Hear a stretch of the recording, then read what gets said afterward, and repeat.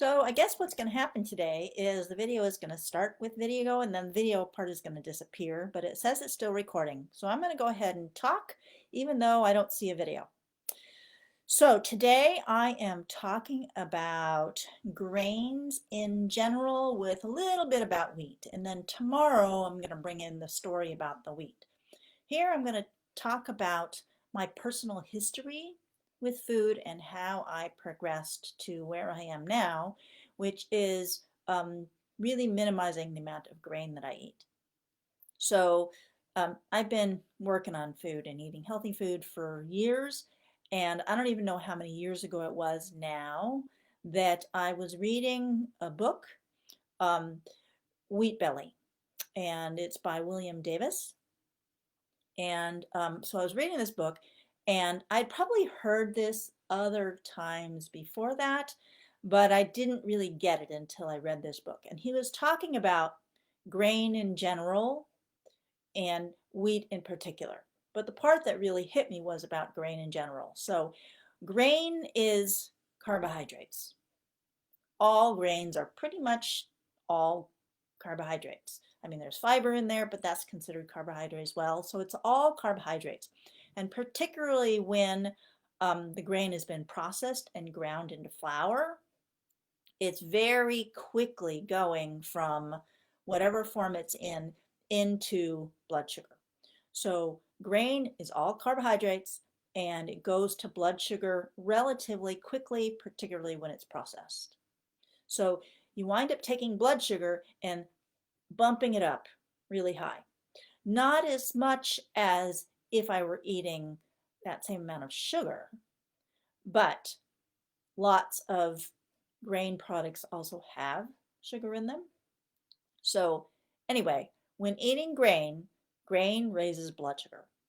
And it was in the Wheat Belly book that I learned what happens in the body when you have blood sugar.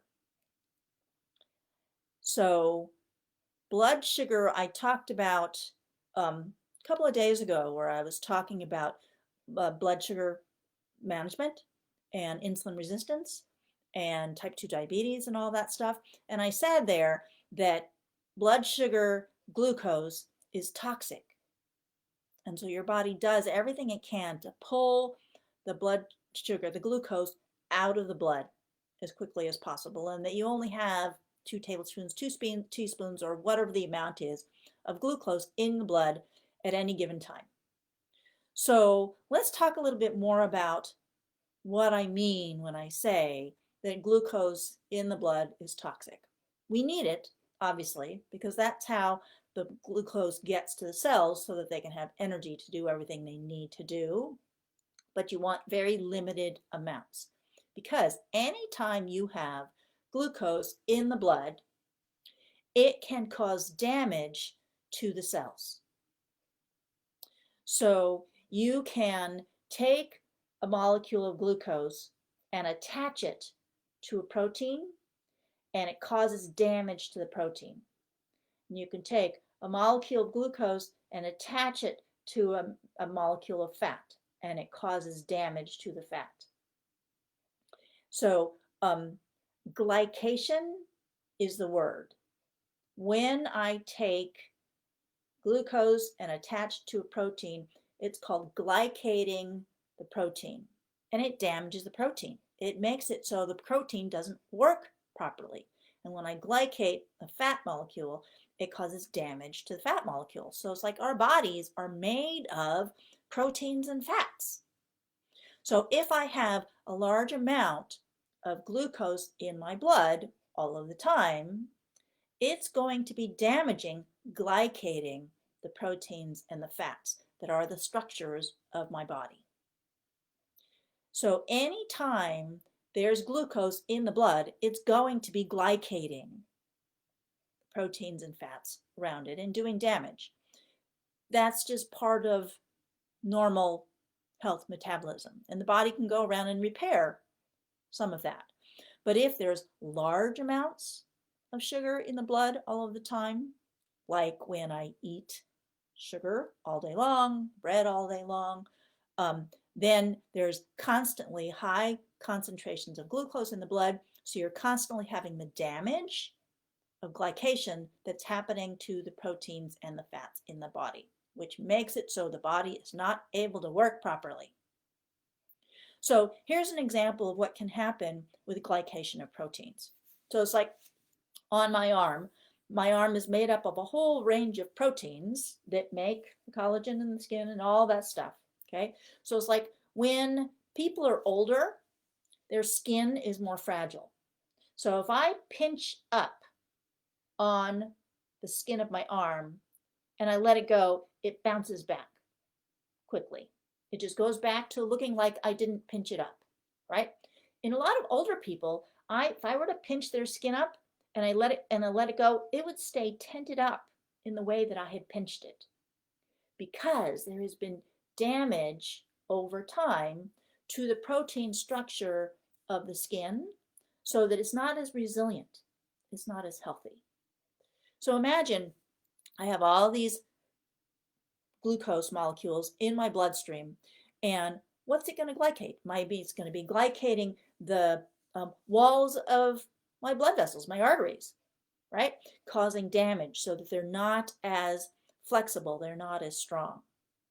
So if I have high blood glucose because I'm eating carbohydrates all day, then it causes damage to the proteins in my blood vessels or everything else, because everything is made of proteins and fats. So understanding that when I eat a lot of carbohydrates, whether in form of sugar, or in the form of grains, that I have high blood sugar that's causing that damage. So when I read Wheat Belly by William Davis, I learned, oh, high carbohydrates contributes to this damage to the tissues through the glycation of the proteins and the fats. And that eating grains in general all day long, every day, like a lot of people do, and I was like that, right, causes a constant elevation of the blood sugar in the body. It's made even worse if I'm eating baked goods that have a combination of both flour and sugar. And a lot of times they have fat as well, but what we're talking about now is the carbohydrates. Okay, so in the process of reading Wheat Belly was when I decided to stop eating grain. Now, I don't mean I completely stopped eating grain, but I significantly reduced the amount of grain that I was eating, because at that time I was eating a standard American diet, right? With a little bit healthier because less packaged foods, but I was eating, a reasonable amount of bread products, including wheat, because at that point I was still eating wheat, and other grains. These were just normal foods in my meals. And so it was a pretty significant decision to significantly decrease the amount of grain. Now, there are some people who I know who don't eat grain at all, or very rarely do they eat grain. I'm not that strict about it. I know that my metabolism is healthy, and so I am able to manage the consumption of carbohydrates and blood sugar that I do have, and that it doesn't cause me problems. But some people need to be more restrictive. They need to really cut the amount of carbohydrates they consume to a very low level, because their metabolisms are so dysfunctional, so broken, so insulin resistant. So they're not able to manage the consumption of carbohydrates. So that was when I decided to stop eating both grain in general and wheat as well. I'm going to talk more about the wheat part of that story tomorrow, but grain in general. So what do I eat? Because like many people, for me, consuming grain was pretty much a daily thing. At that point, I was still eating wheat, rice. Quinoa, I think, is technically a seed rather than a grain, but I still think of it as being a grain. And other grains, oats and all that kind of stuff. Corn is technically, I think, considered a grain. So if I'm not eating grain, bread products, cereal products, I used to bake. I used to do a lot of baking with wheat. So I was making bread. At that point, I was still actually making bread, loaf bread.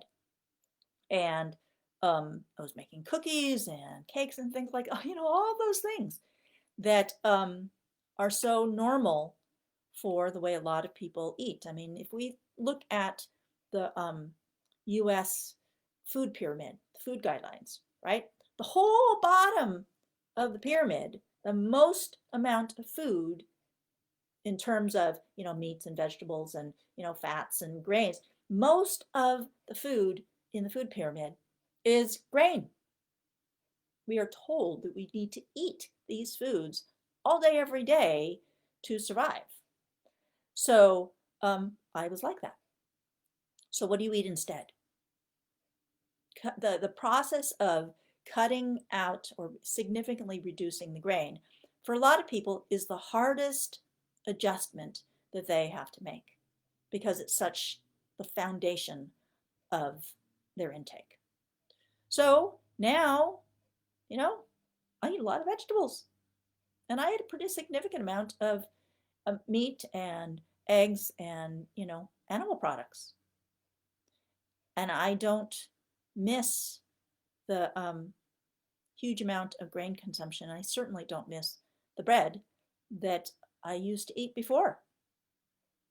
I mean, like I talked about yesterday when I was talking about packaged foods, going to the store, I used to have packages of flour products on, the conveyor belt at the grocery store, just like most of the people that I see at the store now. And now my conveyor belt is covered with vegetables. So, yeah. So evaluating for yourself what percentage of the food that you eat, of the calories that you take in, are actually coming from grain products and are all carbohydrates. And do you want to continue eating that way or do you want to make other choices?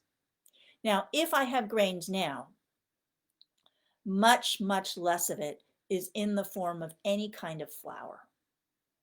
So if I'm going to have grains, usually it's going to be whole grain, like rice is pretty much it. I eat some quinoa as well, occasionally, millet or something like that. Um, Corn in the form of polenta or chips, right? So it's like we eat tortilla chips. But usually it's mostly in the form of a whole grain, not like whole grain flour that's ground, but the actual whole grain of rice. That's usually the form that it's in. Tortilla chips, like I said. Um, Occasionally, I will make something dessert-like that's made with rice flour, um, tapioca flour, tapioca is a root, arrowroot powder. So flour form starches for the purposes of making a specific food that we are going to eat with our meals. That doesn't happen very often, but occasionally it does. And so those are what I consider ground processed grain and or other forms of carbohydrate that I consume in limited quantities. So mostly it's actually whole grain. But the frequency with which I make rice, maybe twice a month, so it's not very often. And that's to go along with what other food. So I like buying Indian food. And so if we have takeout Indian food or leftover Indian food, then I might be having rice with that. So it's like whole food form of grains. So there you go. Since this video, I'm not sure is actually recording and going to show, I'm going to go ahead and stop now and see if this actually posts live because there's still no video. I'd love to know what you think about this, your feedback, and again, topic suggestions. I've got quite a few topics already listed out. I am happy to answer a question in addition to whatever topic I'm covering. So, Sandra Lee with miracleinspirations.com. If you want to subscribe to my newsletter, I've been putting out weekly video blogs about things associated with stress and managing stress. They're super short. So let me know what you think. Thanks. Bye.